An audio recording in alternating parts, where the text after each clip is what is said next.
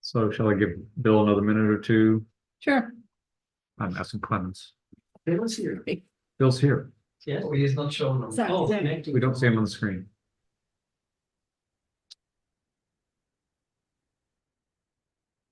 Yeah, it's good. Bill.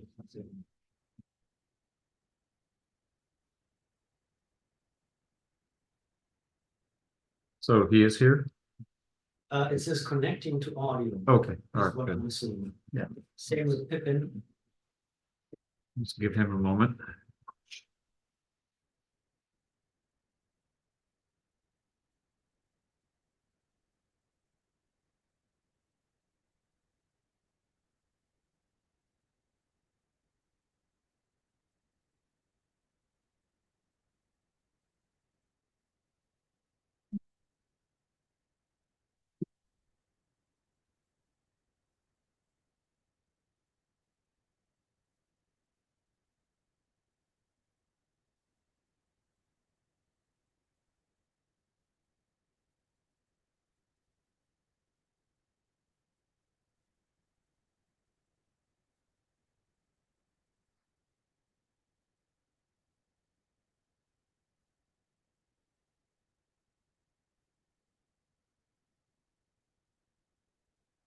Rob, we got them in. Hmm? They're in. Ah, okay. Yeah, I see Pippin. I saw Pippin. I see Pippin.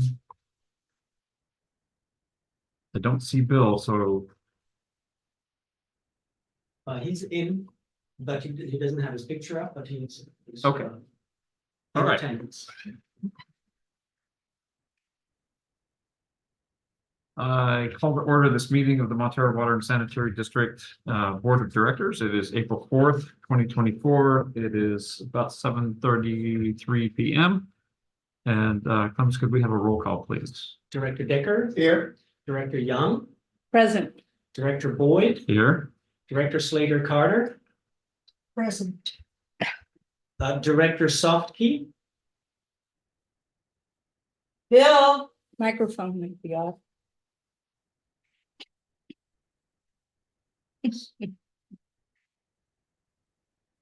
So So we believe that Director Softy is here. We're not hearing from him yet, but we'll let him work out the audio problems. Let's proceed to the president's statement. Tonight, I just want to take an opportunity while the weather's a little bit wet, but everything in the district is generally pretty good. Now's a really good time to think about emergencies. And so I just want to put in a little plug for the Coastside Community Emergency Response Team, which is known as Coastside CERT. I have on my screen here, Coastside CERT, CERT.com. I invite members of the community to go there. I'm not hearing and anything. there are a tremendous wealth of resources to help people be I prepared guess- for emergencies. And I encourage the members, everyone in the community, let's give it a little thought now while we can to what we might want to be able to do when the time comes to deal with an emergency. And I want to give a lot of praise. Okay. Wait.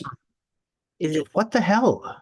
Can you Hello? Bill, What? Your microphone off? let, Oh, that's off. please let me run the meeting.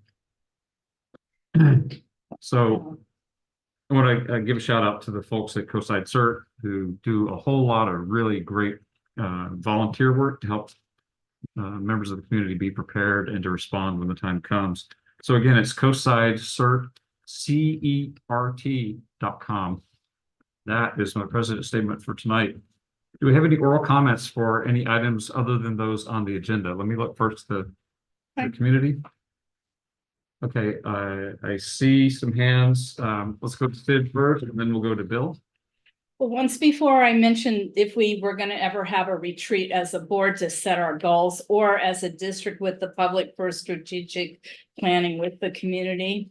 I think we did say that Catherine mentioned our community plan was old, so I'd like to maybe put that on the agenda for next time to see if we can plan for one. Seems like we need one, and I don't know, we are gonna go over the budget tonight, so I might save this next comment for later, but I just wondered if we had a reserve fund for replenishing aging and depleting assets like they do in condo buildings, that sort of thing, but I didn't see one specific.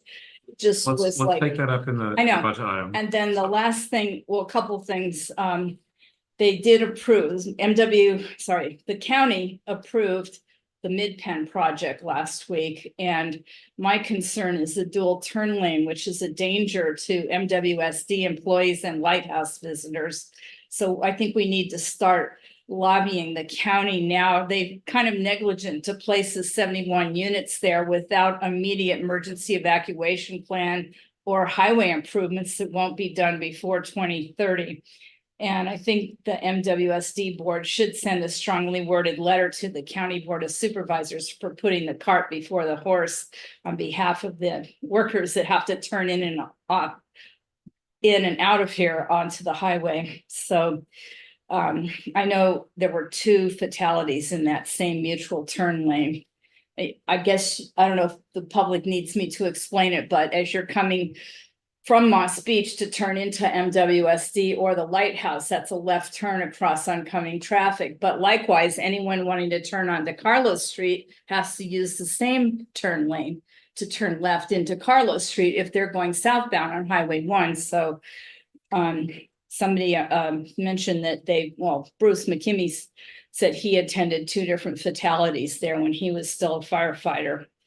So I just don't want to see our crew get involved in an accident. I almost had an accident there when some crazy lady tried to turn into Carlos, but then she changed her mind and was going to try to turn into MWSD instead, but I was making my turn already and gave her a good honk. So that's something that I think we should do. I'd be happy to help draft a letter. The other thing is the stormwater collection system, the Mid-Penn project is claiming that there's stormwater pipes in Carlos Street, and they're not. In fact, at Barbara Mathewson's driveway, it runs downhill from above the street, above where the firehouse is. It runs down a little paper street, which is also her driveway, called Chilco, directly into a storm sewer. I mean, not a storm, the stormwater runs into our sewer. So I just think that either Mid-Penn glossed over that fact, or they were given wrong information that there is stormwater collection in Carlos Street. But on their DEIR, they said it was going to run, any excess stormwater would run down into Montara Creek. And I'm against that. But the last thing was just they count at MCC, they mentioned Seton Coast side is making repairs without county permits. So there could be unpermitted water and sewer modifications too, just like at Fairlawn View Elementary School. I don't know if you've been over there. The county was unaware that they were remodeling. So it's just something to point out. Okay, thank you, Sid. Sure. Let's go to Bill. You're still on mute, Bill. My screen did not show me that anymore. Doom has changed. Since you were talking about CERT, I got CERT certified 2 or 3 weeks ago, and it was an amazing experience being in the firehouse with a bunch of emergency responders of all types talking about very, very real things like triage and bleeding and airway and stuff like that. So I am a super fan of it, and now I'm part of it, and their goal is basically the same as ours, public safety. And so already I can tell in my mind that the things that we are tasked to do to keep people alive, both normally and in case of emergency, are pretty much the same things that CERT is tasked to do. So I'm looking forward to finding the overlaps and how we can work together. Thank you, Bill. All right. Let's go to then, all right, we have no public hearing. Consent agenda, we have 10 items. Does any board member wish to pull anything for consideration If not, can I have a motion to approve the consent agenda? Big motion. I'll second. So Peter and Catherine moved and seconded. With one of our members remote tonight, we'll need to do everything by roll call. So, Director Decker. Aye. Director Young. Aye. Director Boyd. aye. Director Slater Carter. Aye. Director Softy. Aye. All right, the consent agenda is approved unanimously. Let's go to new business item 1, review and possible action concerning draft water and sewer budget. Yeah, thank you, Scott. So every year we bring the budget in a very draft form, in a very initial form. This is just essentially the line items, the chart of accounts for the operations extrapolated. We bring this up essentially as an initiation to the budget process. We, of course, have to wait always for certain items to be finished. One of the items, for example, is the budget of the Sewer Authority Mid-Coast side. That's already in the works, so we have some draft numbers from there, from Sam in there. And that's on the way to hopefully get completed in time. Other things that are major drivers that are never in this initial draft are the income side is essentially not really clear. We don't know how much we're going to take in on the sewer side. And we also don't know how much this is going to be on the water side. These are all decisions that we are hoping that we can prepare for with the finance committee. And so we're essentially looking to refer this now to the finance committee. While our treasurer already has done a lot of work on this budget, that's going to help us tremendously when we sit together. And so we're just essentially asking for any early input if there are some things that the board wants to see as direction to staff. And then we just want to refer this draft to the finance committee so that we actually can present something that makes more sense than what we have in front of us. All right, thank you, Clemens. And Peter, of course, is here and can answer any questions. Peter Medina is here, our accountant, and answer any questions there may be. Yeah, thank you. All right, I see Sid. Let's go to Sid. Well, just back to what I was saying, I don't know, I looked at it briefly. I wondered if there was any listing of things we know in advance that are going to be running out of juice. In other words, we need to fund it in the next 20 years or so. And if we have a reserve fund for those capital improvements.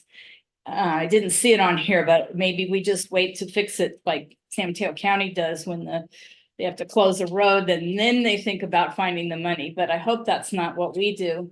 And then the other thing is on this budget, sometimes there's some abbreviations, and as a new board member, I don't know what all of them are. And at one point, I think I requested that you put a little cheat sheet at the bottom of the budget so I could tell what some of the things are. But if you want to say anything about it, Peter Medina, that would be fine. Yes, in terms of the question of reserves, yes, we do have reserve funds for capital improvement. In the monthly financial packet, there is a worksheet in there that shows our cash position month by month, and in there we show the funding of our reserves as compared to our target reserves. So that's in there. We do have it. We are always working toward improving them, and it's so hand in hand with our operations. But yes, we do have those funds. And in terms of a crib sheet, yes, Director Slater Carter has actually brought that up a number of times, and I need to do it. So thank you. And that we have that in the form of a CIP, so that's what you're referring to. So the CIPs are not included because we don't have them at this point. But this budget will contain capital improvement programs for both the water and the sewer side. And those are, on a 5-year basis, but we have also in the background, a longer plan over 20 years. And use, these lists, for example, for connection charge reviews, and so on. So So the that's most all that it- goes out is 5 years is what you're saying. what's in the budget for the budget process. We will focus on 5 years, yes, but the 10-year outlook is also updated in the same process. So you will get a 5-year spreadsheet and you will get an explanation that's attached that looks out 10 years. Mhm. And a 20-year, again, it's somewhere in the background and that is, put together for specific purposes. But And those we have reserves for. We have a reserve fund for all those. that was Future. Peter just answered. Yes. Okay, so Oh. it's hard for me to see this, but I'll, So it doesn't, so to explain, the reserves are there for a certain degree of funding. They're not there to pay for everything that's on the 20-year capital improvement program. It's not for, that full amount. It's for buffering against immediate planning Short in the shorter term, but much more than 1 year. 5 Every years. every year, the capital improvement program is a result of working with our engineers to pick the things that are on the immediate horizon this year, next year, and a few years following. But they have a full list and they keep an eye on things, and every year they bring forward the ones that these are the priorities for the coming year. So when we have to make a new capital improvement, like for the Mid-Penn Cypress Point project, sorry, I'm still have the floor, I think. That would be not considered something that we had to space out over 10 years. That'll be something we It's not have. about spacing things out over 10 years. It's about planning for the work that we know we need to do. But if there's a development like with Big Wave, where the fact of the development requires that some spending be done, that often goes to the developer. Right. And they fund it and we get the work done. Yeah. I mean, very clearly, we don't spend a dime on this project. We Good. don't spend a dime on any Good. privately, publicly funded project that's not for us. So we don't budget anything for Mid-Penn housing because we will not pay anything for this project. Okay. Right.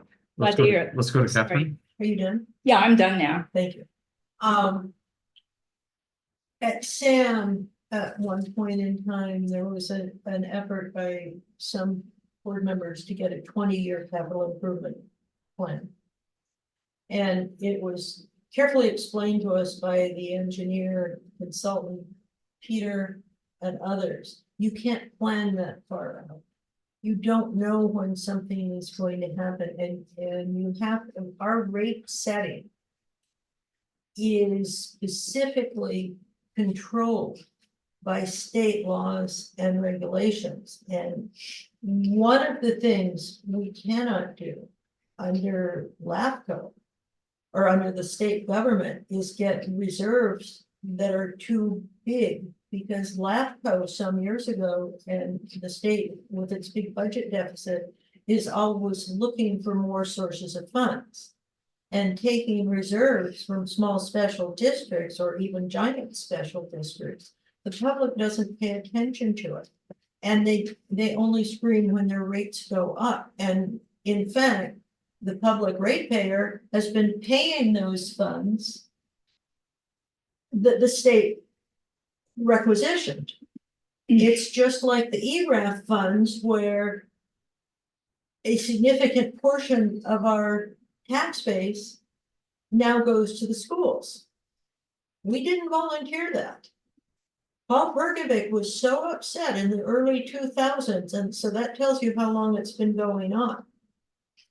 And So there's nothing we can do to help ourselves, like if we suddenly have to pay for the IPS or something, we can't plan ahead for anything. What if? Basically. That's not what Catherine's saying. All right. right, it's not. Planning ahead is important. We couldn't plan in, for instance, the IPS. in 2016, we couldn't plan on Half Moon Bay Right. delaying, and having the cost go up fivefold on all this stuff. The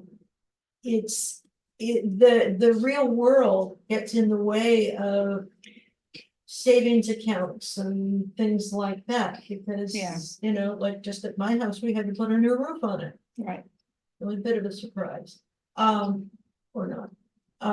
But so we plan as best we can. One of the more brilliant things that Christine and Clemens and Peter put together was that annual charge that we put on every house For for water. $500 a year. Hmm. Because that goes into a fund that will only be used for water system repairs and Right. maintenance and expansion if we need it. So we have that money, but it's coming in a limited basis and we account for it. Right. So in that regard, you could look at that device to collect money and expand it forward and say it is our reserves, not in a big pot like Right. reserves are normally thought of, Uh-huh. but as a payment plan by the residents to be able to pay for it. And in looking at what's been going on, I think that was brilliant, because there are so many houses in Montara now that are Airbnbs and they don't use much water. So essentially all they pay is the base fee and the meter charge, which is not enough to keep this district going. If you look at our rates over time, our base fee hasn't gone up in what, 6-7 years. But expenses have for improving things. That's why I wondered. That's why we put the $500 a year annual fee Right. and work to keep the rates low. Right. There was a great deal of pressure in the early 2000s to go to a use-based water rate and financial structure, because people wanted to, the powers that be wanted to reduce water usage in the state. Well, it worked so well that water companies then didn't have enough income to pay what they needed to do with the increasing costs. So it's not a simple solution. And I just remember, when you sell a condo building, they take all the homeowners and they keep a reserve study of what's gonna need replacing, like a roof or a heater. Let me So- jump in. One sec, let no. me just finish. No, No, oh, okay, no, I actually have something to contribute to this that I think I'm gonna direct you to our Okay. reserve policy. It's online. Mhm. And let me just read a couple of things. We have two primary different reserves. One is the operating reserve, and the other is the capital reserve. And the operating reserve, the purpose is to provide working capital, to ensure sufficient cash flow to pay expenditures during the fiscal year, provide funds for any unexpected revenue interruptions, and provide funds to protect against shortfalls due to the timing difference between payment of expenses and receipt of revenues. So this is a 1 year. it's designed to make sure we have continuity of the ability to pay over the course of the fiscal year. The capital reserve is to provide funds for 4 different groupings. One, pay-as-you-go financing of capital projects listed in the capital improvement plans. That really is to your question. Yes, 2, unanticipated emergency repairs, also to your question. Capital cost overruns, which we haven't talked about yet, and replacement of major capital facilities. So those 2 funds are separate funds. We have them for both water and for sewer, correct? Correct. And that's their purpose. We have a policy document that's been in place. The one that I found on the website is from 2012. It's been a long-standing policy of the organization to have emergency reserves, and the 2 different ones. So some for emergency, some for continuity. Yeah. So Okay. that's the nature of that.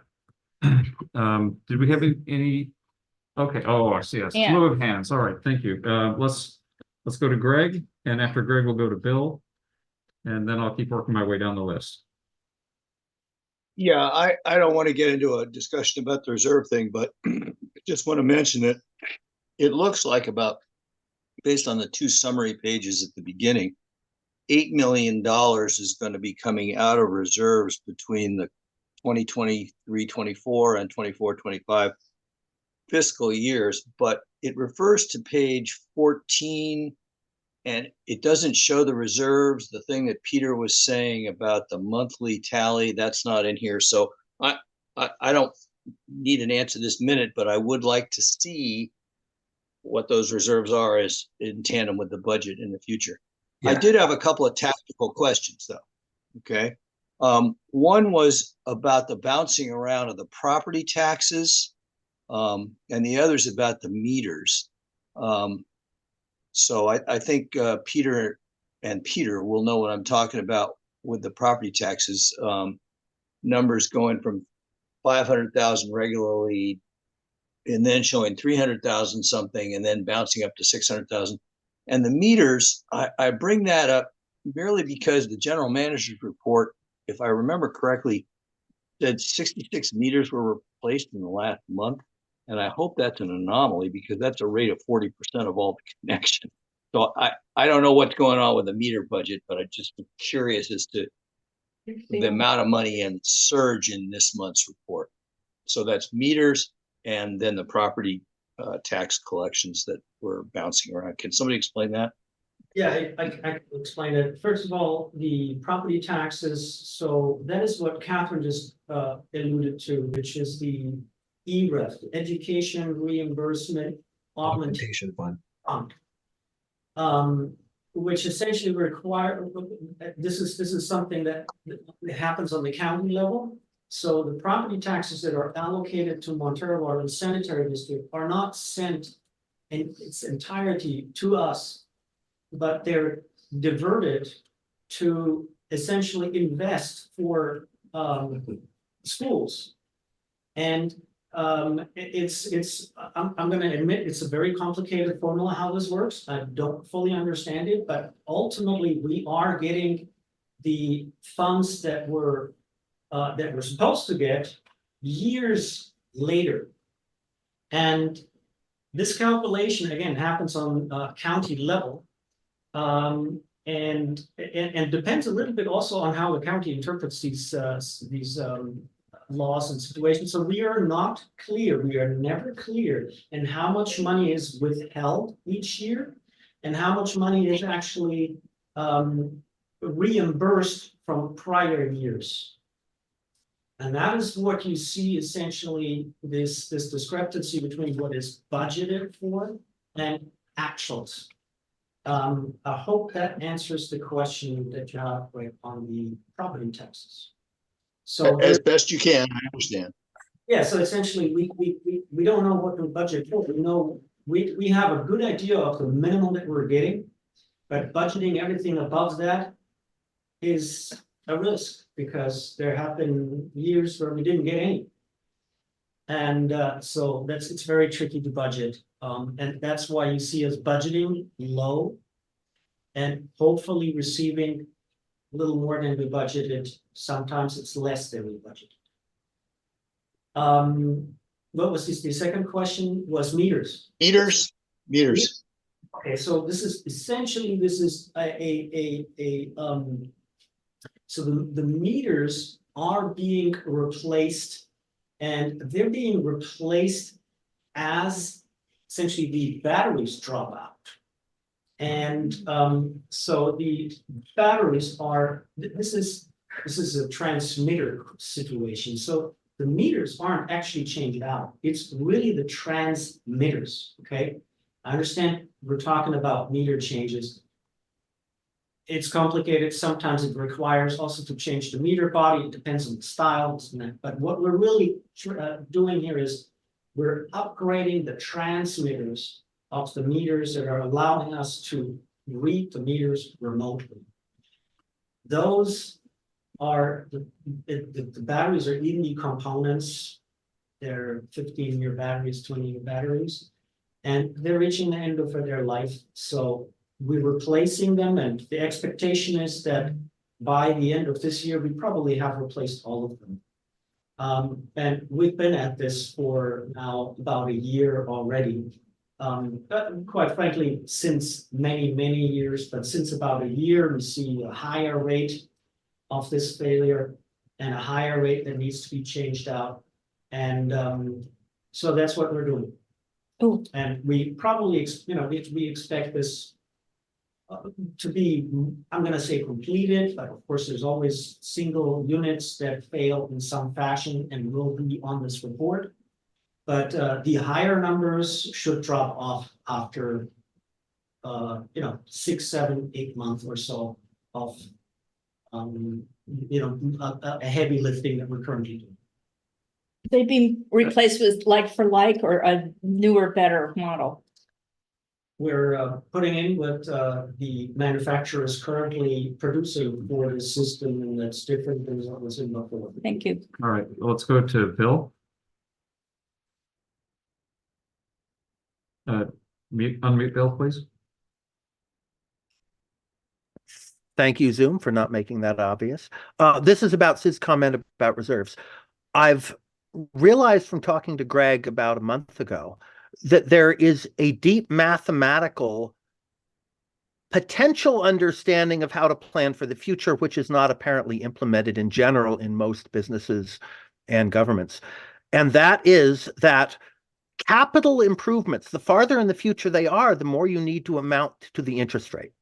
So if we're talking about renovating SAM, which is 40 years old, we need to account for how much more SAM costs now than it was when it built, and the usual sort of depreciation tables don't do that. So on the one hand, any organization must plan for the future by having a really serious amount of money on hand for things 10 years later. You don't know what they are. That's the whole point. You don't know exactly when Half Moon Bay will do this or when a storm will come or when anything. But statistically, you are guaranteed that you will have major 10-year-on expenses, whether they are capital improvements or whether they are sudden weird storms or interruptions. So the laws of nature, and since Catherine invoked the real world, I will invoke the real world as only a physicist can. The laws of nature say there will be budgetary things beyond normal maintenance. That's statistically guaranteed. And yet Catherine is telling us that the minute you try to store up money to plan for those things, some rapacious administrative overlord comes and steals it. I actually believe both of those two things at once, which means I don't know quite what to do. But insofar as these comment periods seem to be the only time we can talk about long-term stuff, this is my chance to talk about long-term stuff. And so I just did. Thanks. All right, thank you, Bill. Clemens, you're... Yeah, so if I can just address a little bit what Bill is talking about here. There are many ways to skin a cat, and what you're suggesting, looking at every facility and predicting the end of its life, and coming up with a list and of failures, etc., is absolutely not working and not what is industry standard. You can also, what we're doing here is much simpler. We're looking essentially at all of our facilities, throw them in one bucket and say, okay, well, how much money do we need to put up if we replace the system in its entirety every 100 years or every 50 years? And the number that you get there is actually much more accurate, and it needs to be adjusted, of course. I had raised my hand, just have a comment, and the comment I have here is I'm realizing that we have 2 new board members, Sid and Bill, and agency budget is never really anything that is easy to digest and read and understand.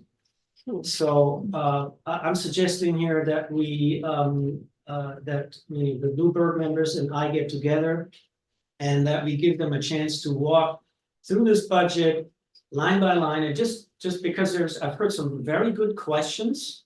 They're very basic, but I think that's where we have to start addressing essentially the situation and go through this with you offline so that you have a better chance of understanding how the money comes in and flows out in this agency.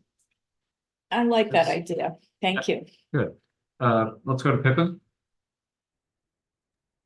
Thank you. I think Clemens and Catherine really touched on the most important aspects for answering why you can't store super large amounts of money, either because it doesn't make sense, you can't plan for it, or state laws very clear that special districts and small governments can't amass huge piles of money without clear direction. But to Clement's point, we have been for many years working with Peter on a metric that has developed a capital expense rate that is reasonable and consistent with other districts similar to this one. But I also want to bring up one thing that wasn't discussed, and that is that this board and this district for many years has maintained a very good credit rating. Not all special districts have done that. So there's another funding source for emergencies or solving just after an emergency, that is borrowing in bonds. And this district has a good credit rating. So if it's ever in a situation where something really unforeseen came up, I'm confident that the district would find a way to fund that by looking at those methods also. All right, thank you, Pippin. Question to what he was saying. Okay. I guess one of my concerns is, we have an unknown quantity, which is SAM. And I guess if we end up, at a bad point, we could get a judgment obligation bond. Because I'm saying if we had to, but I hate just borrowing money for the sake of borrowing money. I'd rather have it saved up, but that's just me.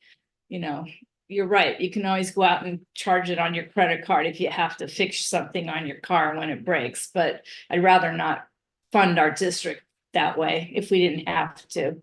We're still paying for the water acquisition bond from way back when for a few more quarters anyway, right? That's just me. I mean, Well, you guys all have different opinions on that. There's a lot of things that might happen. Yeah. And, we do have reserves for things that we have already been doing planning and anticipation for, which includes things like some emergencies. The lawsuit issue is a big one. As a reminder for the viewing audience, Half Moon Bay lost their lawsuit to try to get out of covering their portion of the Sewer Authority Mid-Coastside's funding.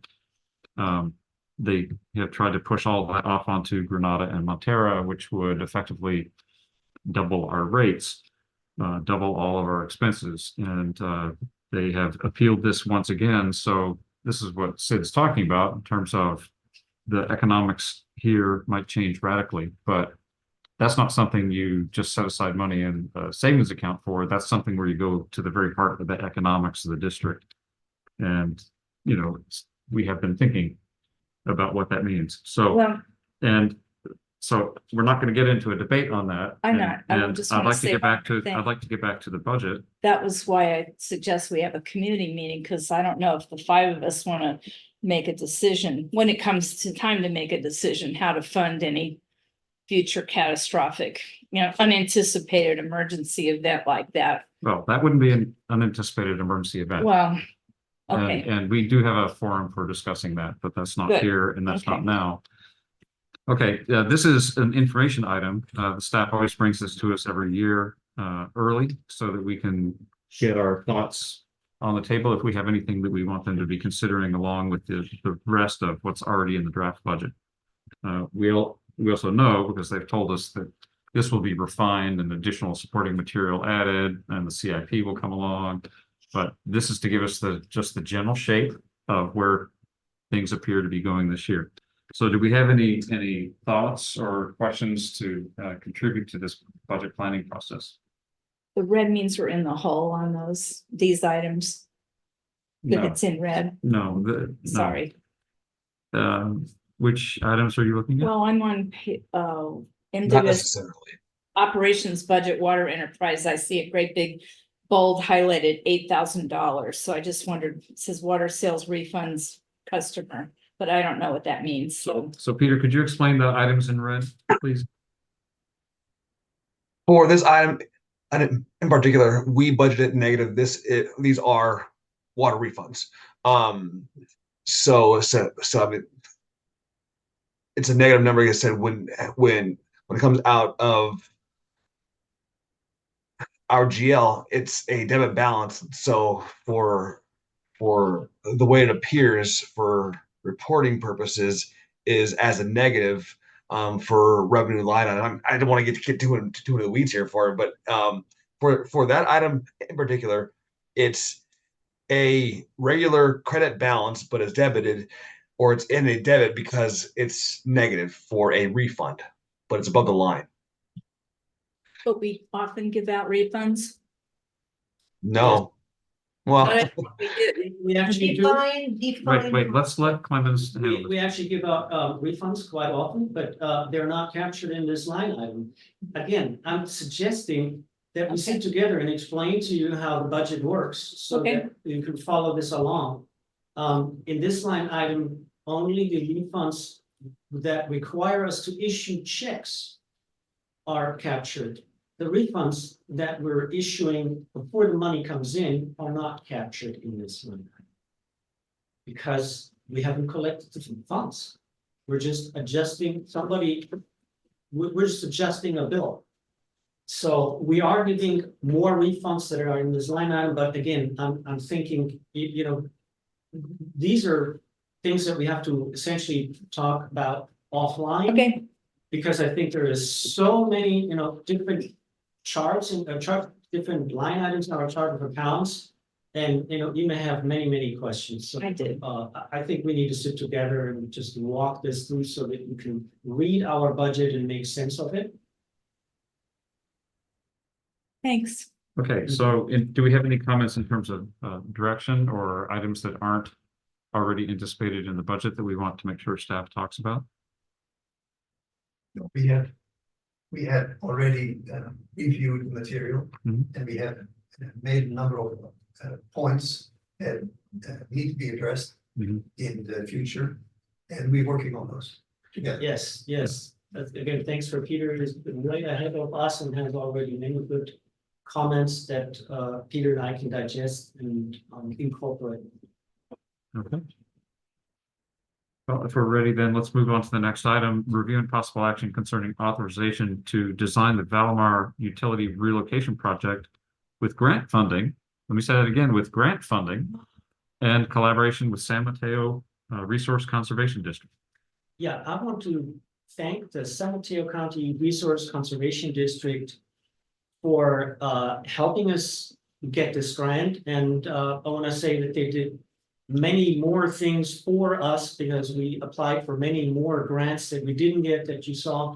This one worked. So again, I have to thank the staff at the RCD for helping us line this up. And I also have to thank Pippin, who puts a lot of work in to provide the information and help with the grant writing and secure the grant.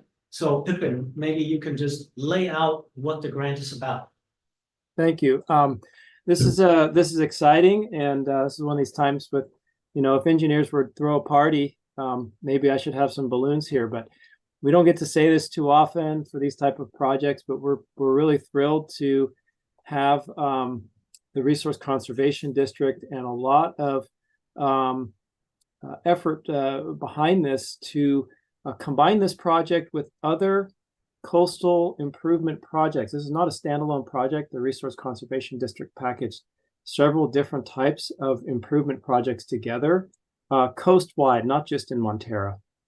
And so this project, to Bill and Sid's earlier questions, it's a well-placed project as an example. So this addresses, we have, you know, broad risks. You know, not everything in our risk profile that we can define a risk profile that's extremely clear cut. We have coastal erosion. We have, you know, some places trees can fall. We have creeks that can change course. Montara has a lot of a dynamic topography. And so for many years, all the residents have been aware, and even national news is aware, California loses property into the Pacific Ocean. And this area here along Valimar used to have a whole nother set of subdividable lots, which no longer exist. They're now in the ocean. A whole row of 100 years ago, someone could build beachfront property while the cliffs are gone. And as that, it's slowly been moving backwards. Some of the district facilities that were installed in the 1950s or before, some of it was built by the military for the water system, for example, that's part of this project, are all systems that are gradually becoming more and more at risk. So we've known for many years about this. We've saved some, always talked about it in our reserve policy, if you will, of having some money for emergencies to solve if something catastrophic were to happen. But to exactly understand how the risk changes over time and to plan for the future, it's hard to just save up the perfect amount of money. But we have been working towards a project in concept for over 10 years. Since 2012, really, we've had a lot of discussions about how to improve the redundancy of the Montara sewer system. Right now, that coastal connection, years back, let's just say, the Moss Beach sewer used to drain to the district office by Gravity.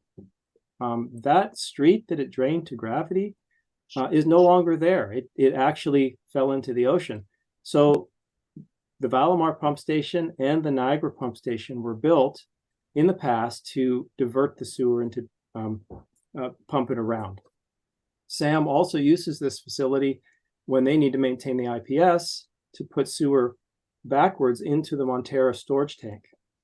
And so the goal of this project is to further relocate utilities away from the coastal edge, improve fire flow, replace infrastructure that in some cases was built in the 1940s, and tie this all together with a crossing that we had built for sewer and water at 16th Street back in approximately 2015. So the grant is looking at taking this project to basically almost bid ready. So the grant is for design, for survey, for researching all the existing utilities and the impacts to the local community. We will be cost sharing on this grant, 25% match. And so the sanitary district portion for the design is expected to be $555,000 under the budget. And the cost sharing portion of that would be about $138,000. And there'll be some additional expenses for RCD and environmental permitting. So the district portion could be by the end of the development of the bid set would be expected to be around $271,000. Happy to take questions if you're specifically. I just want to lay out that we are actually coming in the future with an agreement to this board. But I think we want to actually already start working on this. I mean, this is all set. So we essentially want authorization to start spending some of these funds in this direction before we can actually bring this agreement between MWSD and RCD to the board. So I think that's right now what we're asking for. All right, Catherine. This is the project. I'm assuming, Pippin, that Ed Milk was sitting in our meetings on a regular basis when I was elected in 1996. And it was a huge hand wringer of a project then. Yes. Yes. And I don't know how many years before that it had been a hand wringer of a project, but I remember Nuke telling us all about it, Bob Patasek, Susan Shapiro, New wall. Lou Wall as well. I mean, this is talking about unexpected expenses.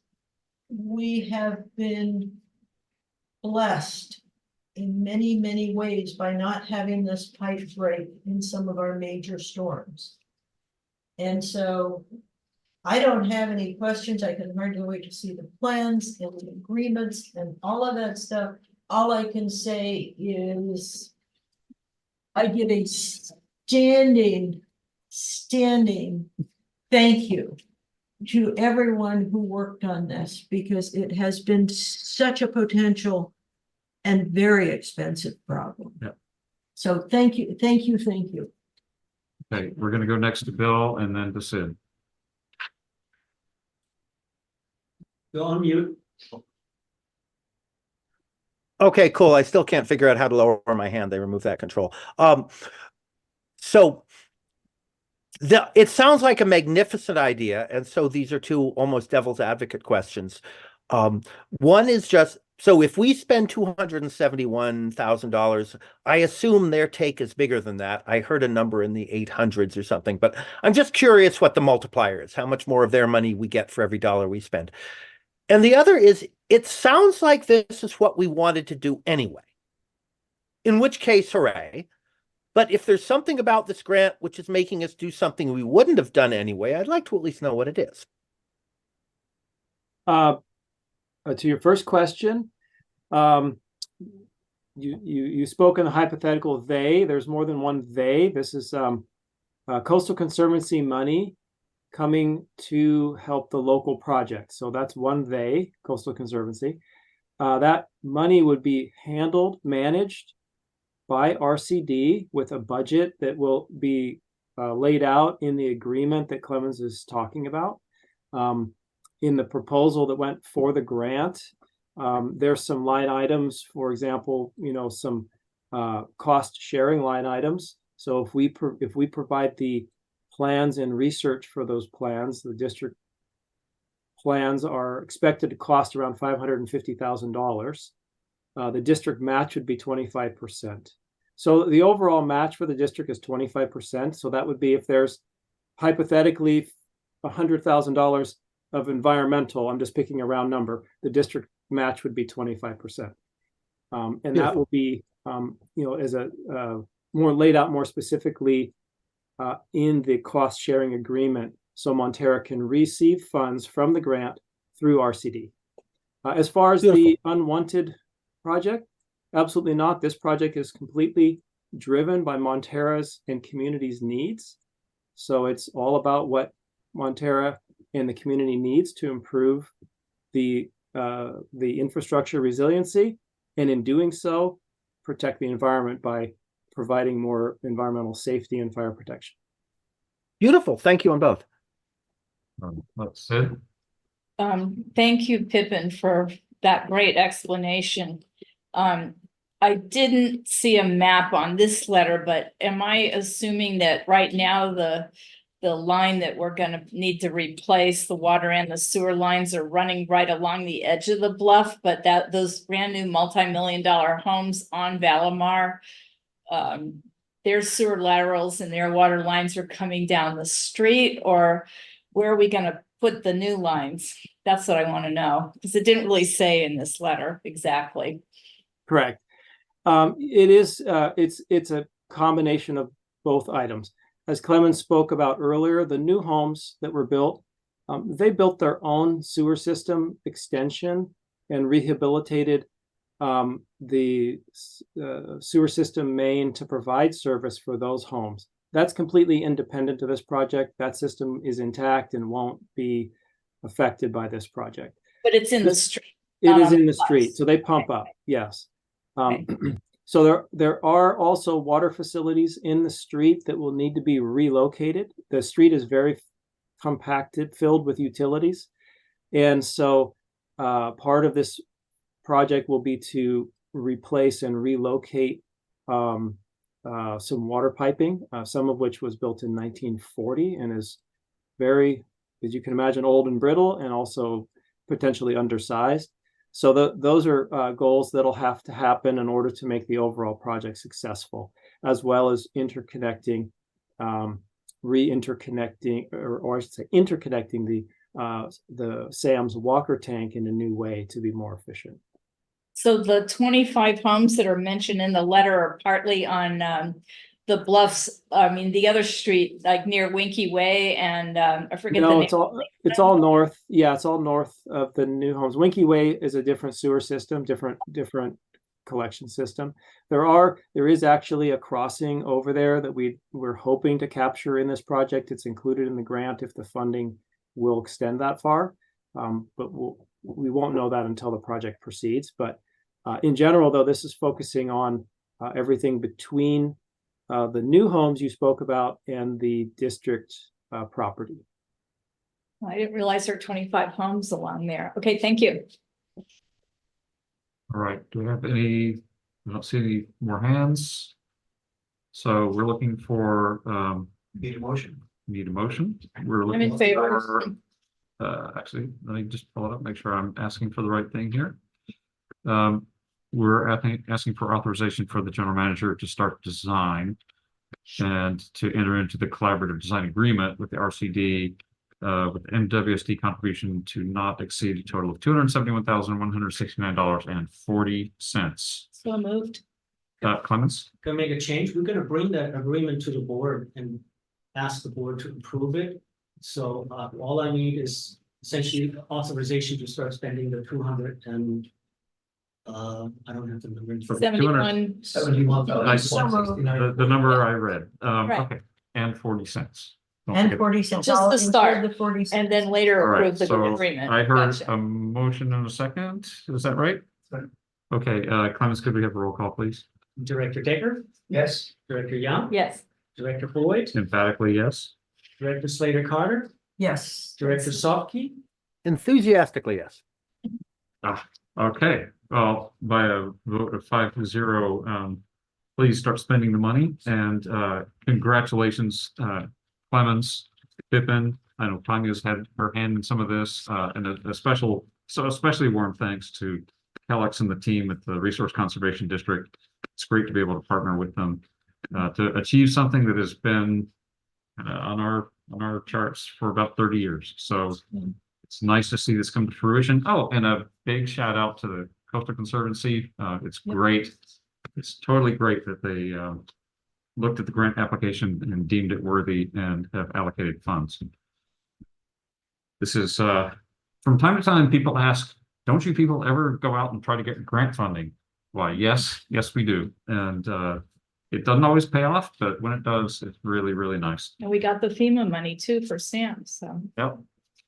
Good job. This is so historic. And a press release could not even begin to convey the weight this problem has been on this district for 30 years. And so congratulations, guys, and thank you. All right, let's go to item 3, review and possible action to amend salary schedule and approve adjustment to the superintendent's compensation effective July 1, 2023. Yeah, thank you, Scott.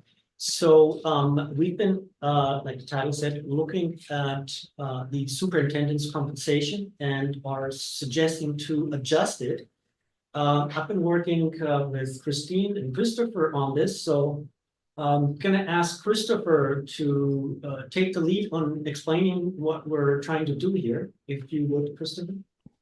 Of course. Good evening, Honorable Board of Directors. Good seeing you all, and thank you, Clemens, for that introduction. So as the general manager has said, we've been working with the district just to look over various comprehensive HR practices. And one of the things that we looked at is the compensation of the superintendent position which, it's very critical to the district's operations and effectively serves as the general manager's right hand. So with that, we compared it against 16 different agencies, which are all outlined in the agenda report. The reason why we survey those agencies, right, is based on the skill set that the incumbent has, or just anyone else going into the position. What are the most likely agencies, right, kind of within the most immediate areas that they could be stolen to. We usually drop off the cities just because of the way compensation works. Cities with municipal operations tend to not pay as well as special districts, but there are enough, 16 of them, special districts that are within kind of the movable vicinity of the district. And so that's the rationale for using those 16. With that, it does show that the current compensation, and we compare top steps to top steps, are approximately 12% below market. The recommendation before you tonight is not to bring it all the way to market, but rather get it closer to both the median and the average of all the comparable agencies.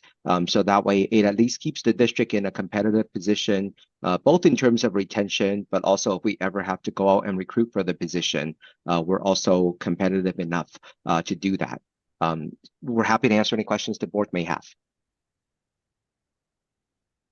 All right, board, any questions? See no questions. So the recommendation is to approve the corresponding salary schedule to the superintendent's compensation effective July 1, 2023. Let me just highlight that's effective to last year, July 1st. This is for Julian, correct? This is for our superintendent, yes. Make that motion. Okay, thank you, I'll Peter. second. Well, just may I ask a question? Yes, So the thing I read was a mixture of changing the salary schedule and also pay for performance. But right now we're only voting on the salary schedule. Is that true? There's another agenda item coming up that deals with the pay for performance. So next. Okay. agenda. Okay. Okay, so good catch, Bill. So we've got the motion and the second to approve the corresponding salary schedule. Can we have a roll call, please, Clemens? Director Baker. Aye. Director Young. Aye. Director Boyd. Aye. Director Slater Carter. Yes. Director Sofke. Aye. All right, by motion by a vote of 5-0, the corresponding salary schedule has been approved. Thank you, everyone. All right, next item, review and possible action to approve pay for performance compensation plan for the superintendent classification effective July 1 this year, 2024. Yeah, thank you. That is exactly what Bill just talked about. He's right. There is a pay for performance compensation plan that we're suggesting for the same position as well. And Christopher, if you would, again, lay out the details of this plan.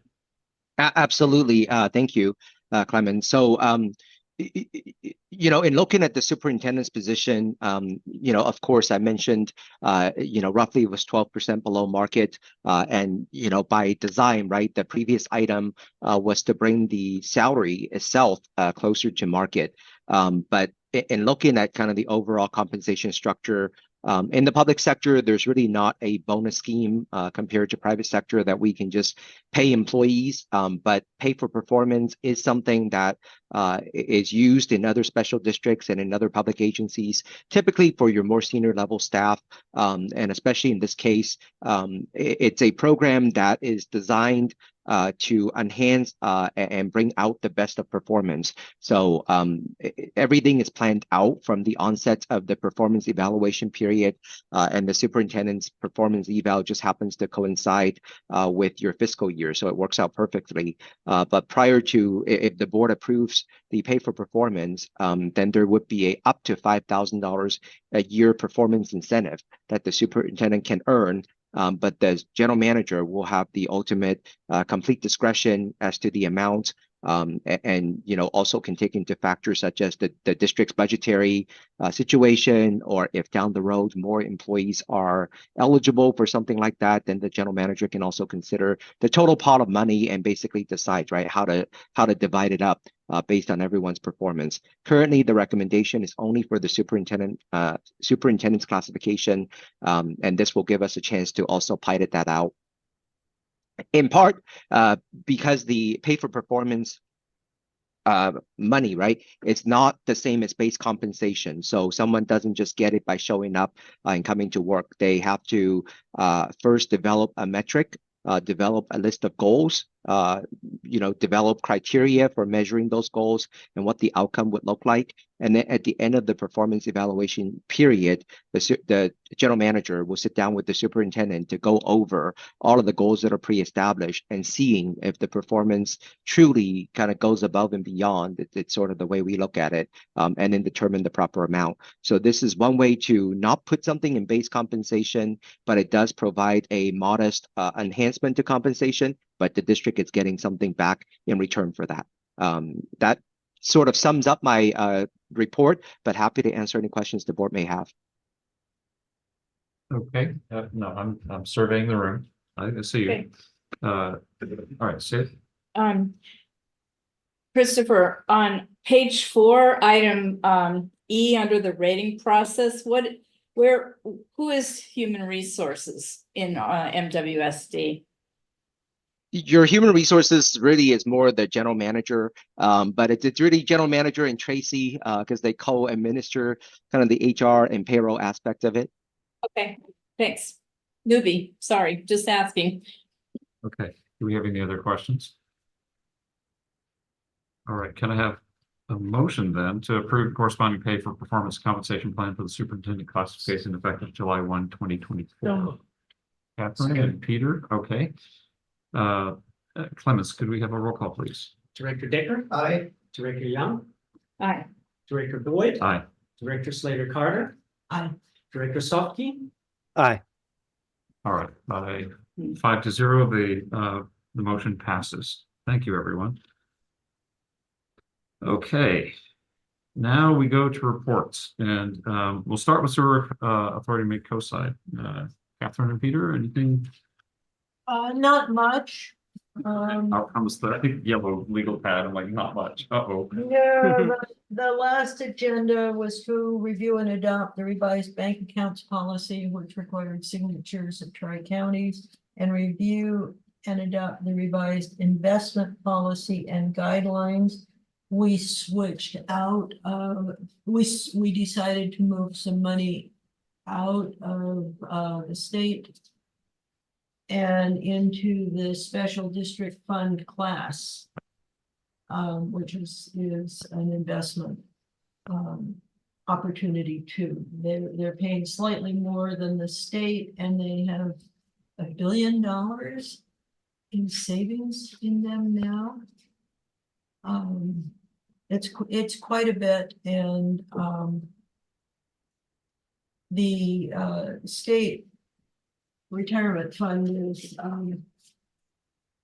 up and down sometimes, and with the state financial problems right now, we decided to diversify those bank accounts. Other than that, we were out before 8 o'clock. That was a very short meeting. It was a very short meeting. Worth noting, we were out so quickly, and there was nothing about the lawsuit, so everything was friendly and good. All right, well, thank you for a similarly brief report. Okay, we're gonna go to Greg. Greg, you gave us warning that you have something like 800 items to discuss. Just if you could see what you could do to keep an eye on the time. Right. Well, the Murata Road area is eroding seriously.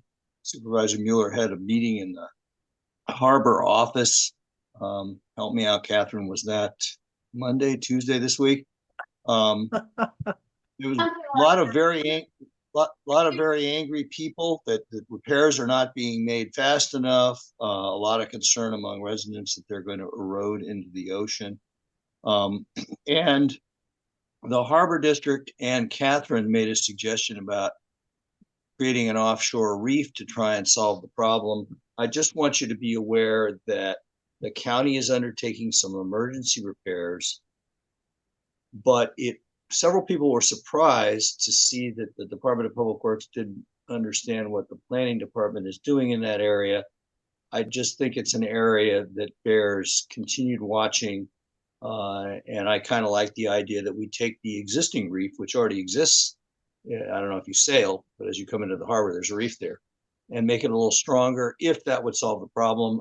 I argued that they should identify the root cause of the erosion. Catherine said essentially the same thing. So stay tuned on that. Somewhat related is the erosion at Surfers Beach that dovetails with a project that Caltrans calls the multi-asset roadway repair. The planning department of San Mateo County approved that, and somebody named Catherine Slater Carter filed an appeal with the Coastal Commission to stop it. Len Erickson and I, as private citizens, have signed on to that, submitted comments to the Coastal Commission. Mine was acknowledged about 4 minutes ago. There's a loss, according to Len's estimates, that could be as many as 100 parking spaces, depending upon the bike lanes and the signage for the bike lanes. And that would essentially isolate surfers from any real use by people trying to bring surfboards from driving distance, Wow. like over the. So it's potentially a big deal. I don't know whether the appeal will work, but it's going on. We also had a meeting last night, new topic, about disaster preparedness, which I was astounded by. They had breakout groups. I don't know if you're familiar with that form of Zoom meeting, but they truly seem clueless about the number and extent of the natural hazards we face here on the coast. I've asked to be copied on the notes they took because I wanted to be sure that the number of comments that were made by myself, people in Brisbane and Burlingame, were actually captured properly. Something is going on about preparing for disaster, but I don't really know what it is yet. And I was not impressed with the quality of the dialogue we had. New topic. Rancho Corral de Tierra, this is something that Clemens, Scott, and Catherine all know about, is being replanned along with San Vicente Creek and probably some other areas. We heard about it in kind of a backdoor way through a guy who runs a horse group. They're going to reduce the number of horses stabled in their draft plan from 220 to 40. They were talking about installing camping, and they didn't even know MWSD was a stakeholder. So I mentioned that at the MCC meeting, and I followed up with introductions to Clemens, which were acknowledged by Dave Smith. I also followed up by explaining the sensitivity of that watershed area to our area as a principal source of our water supply. And they have since just recently forwarded a water quality report. And I asked a couple of local experts like Keith Mangold, who've done this kind of surveying work, to look at the report and see what they thought. Clemens, did you get a copy of that water quality survey? Came out today? Yes, I did. Thank you for sharing. Okay, so but you guys may have your own expertise to comment. Next topic. That was the one from RCD, right? Right. It sounds like they're laying the groundwork for getting rid of the horses. That's what it sounds like. Montara Mountain, you may recall June a year ago, we were contacted with a so-called emergency to fix the road so they could move propane tanks up to the top. At great personal risk, I hiked that road with Carl May shortly after a rainfall just this year. Things are bad. It looks like they took out too much vegetation. Looks like the repairs they made to the road have already washed away in many cases. It looks like the whole thing was a mistake, and the MCC is coming out with a letter that will be hopefully voted on this Wednesday, asking for a plan with parameters for what can and should be done to be in effect permanently every time they maintain that road, and long-term to plan for the removal of all those artificial antenna and stuff on the top of the mountain, although I realize that's a challenge given telecommunications. Seton Coastside Medical Center, another topic. They're remodeling and have shut down the emergency room, which came as a surprise to Supervisor Mueller, who was quite angry. I've been told the county put up something on the neighborhood of $10 million to keep the Daly City seat and this local one alive. And one of the terms and conditions was supposedly for 5 years, They had to keep the ER open. We're going to be discussing that. Some people are not convinced that emergency room is what we need. They're saying an urgent care center that would take blood samples and treat more minor illnesses, and that, you know, was a better fit. But there's an economic issue in maintaining an emergency room at $1 million a year that only sees 3 patients a day. So there's a natural tension going on there. Whether or not that medical center survives is to be determined, and we'll be discussing. Herbicides, pesticides, the MCC, with the cooperation of some of the ladies in El Granada who are concerned about them, created a letter asking parks to form an integrated pest management program, report on herbicides. We've got a response from Nick Calderon on that. We're going to review that response publicly this Wednesday. I don't know where that's going to go. There have been some accommodations that the county has agreed to make, but what I do not know is how what we're doing as a county or proposing to do compares and contrasts with other counties in the Bay Area. So that's something. And then finally, you know, my favorite topic is connection fees. Well, going in the exact opposite direction of what I'm looking for is a bill by Senator Skinner, SB 1210, which would cap utility hookup fees for water, sewer, electrical, and gas on all new housing units at 1% of house value, paid over a 10-year period. And, you know, my feeling about the capital adequacy of public works is we need more, and they should be paid up front. So I'm going to go on a campaign to educate Senator Berman, Senator Becker, some of them in Berman, and Congresswoman Eshu's staff about the dangers of this. And I'm going to take this as an opportunity to try and move it in the exact opposite direction. But we'll see how well I do on that. This obviously goes in line. We're trying to foster more housing construction and allow the developers to build things more cheaply, regardless of the burden it places on public works. Special districts are included in this, and the bill is ambiguously worded right now, but it's in early stages. That's it for me, but I thought you should know. Real quick on that one, do you have the bill number? SB 1210, and I will, Scott, I will email you a link, and Clemens, a link to the current draft. Again, it's really unclear, for instance, whether that 1% is for water plus sewer. I mean, can each water, sewer, gas charge 1% separately, or is that for the aggregate? It's not clearly worded. What is clear that is special districts are included. There's some language in there about how if it puts a burden on special districts, they're allowed to file for some kind of relief from the state. I don't know how you all would get reimbursed by the state for costs. But I see this as a continuation of the RENA and a pro-housing process. Okay, Catherine? Scott, or Greg, do you know if 1210 is how they base the cost of this connection of the structure? Yeah, They did not. They did not base it on anything. it's They just mandate. in the draft. Shall not exceed 1% of the reported building permit value of that housing unit. Wait a minute. Yeah. 1%. It has nothing to do with market value. It has to do with construction costs as Well, anticipated. permit value. Oh, the is building permit value.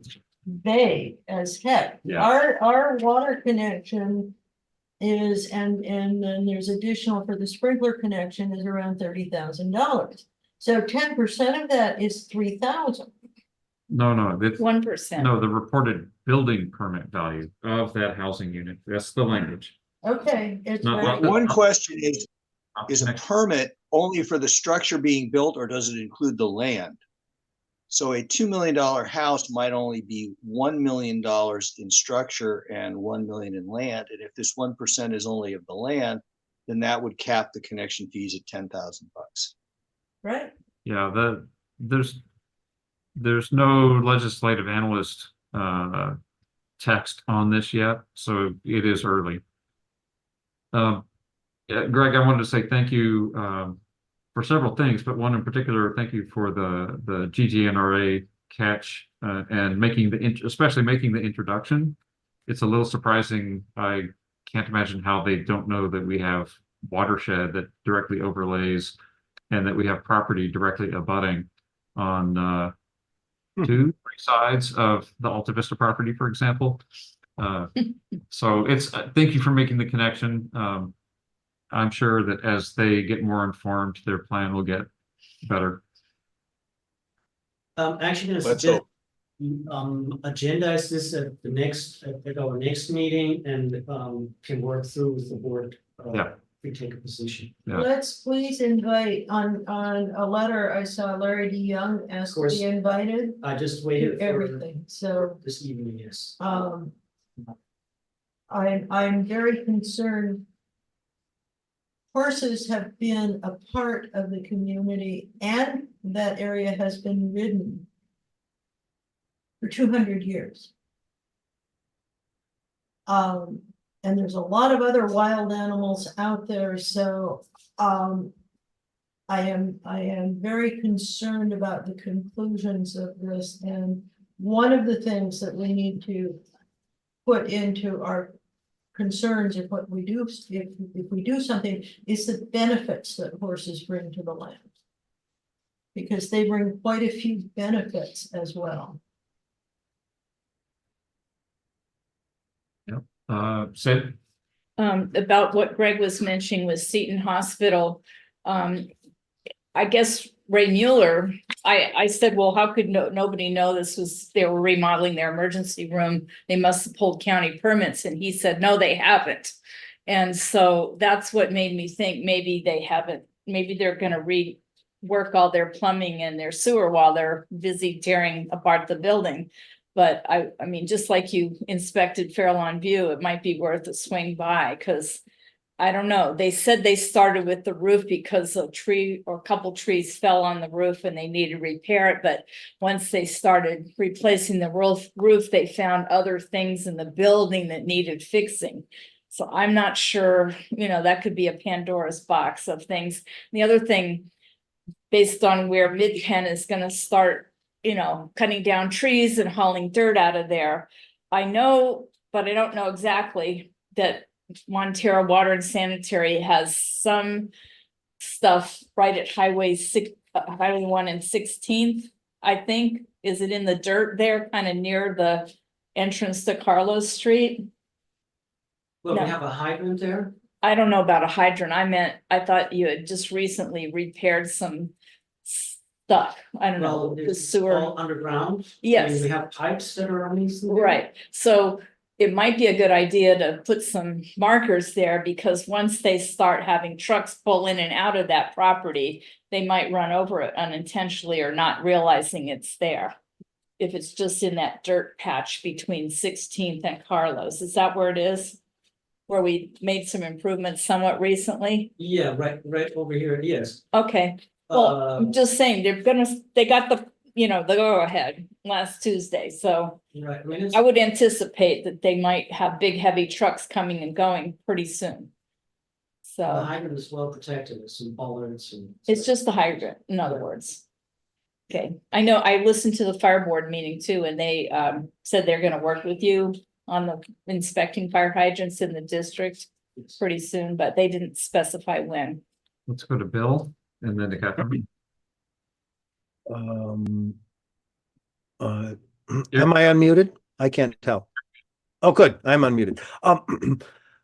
The possible parking lot and campground and whatever on Montara Mountain is dead center in the view from my house. So I'm incredibly interested in what happens.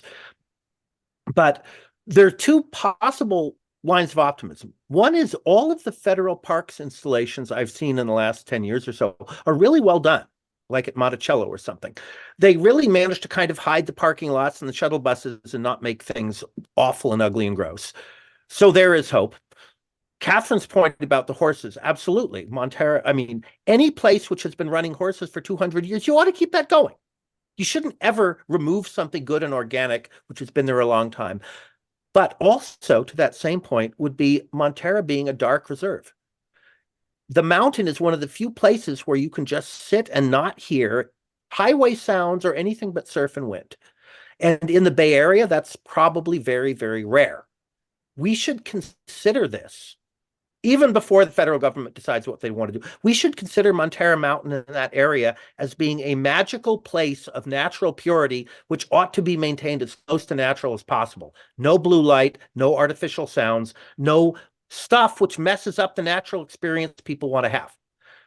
That is not an address to anything on the agenda, but insofar as we're wondering what's going to happen if the federal government tries to build a park in our front yard, I want to think about what kind of a park it ought to be. So that was what I wanted to say. I look forward to your draft of the MCC's letter on this matter, Bill. We'll be agendizing it shortly. Okay, thank you. Catherine, yes. Thank you. Back to the hospital. At one point in time, 2008, around there, there was plans for a affordable housing project on the land just below and beside the hospital. Not only was an endangered species discovered there, which should be remembered, but there's a major earthquake fault that runs right along behind that hospital. And that's why all those hospital buildings are temporary buildings. And unfortunately, I lost pretty much most of the records I had on that, but all those records came from public sources, and in the files on that affordable housing project will be the records and the testimony about the endangered species. It was the California garter snake and the frog. I think it was both of them. But in any event, there's a lot of reasons those buildings are falling apart. And it is because they're temporary. They're kind of like Caroline View School. They were temporary for 50 years. So thank you. All right. Thank you. That's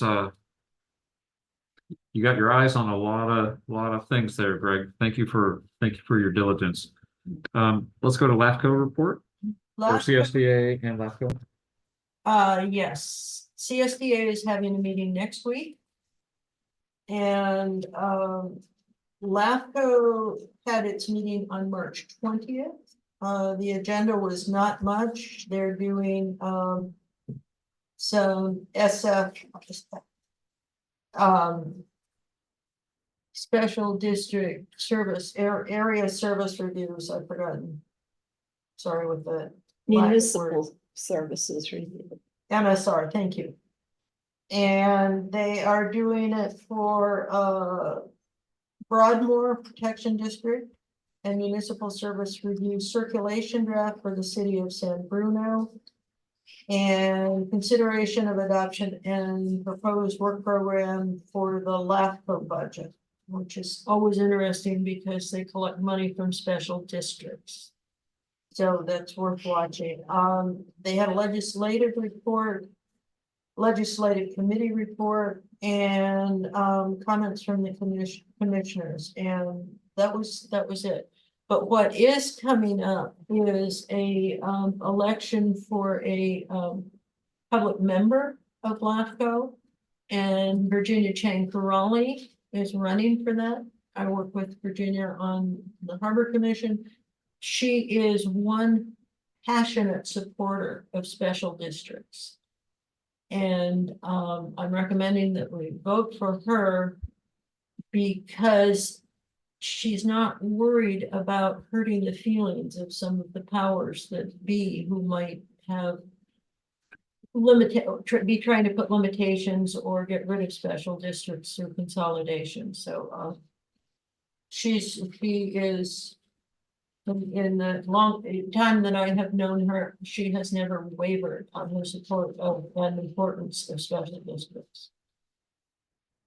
All right, thank you, Catherine. Christine, any attorney's report?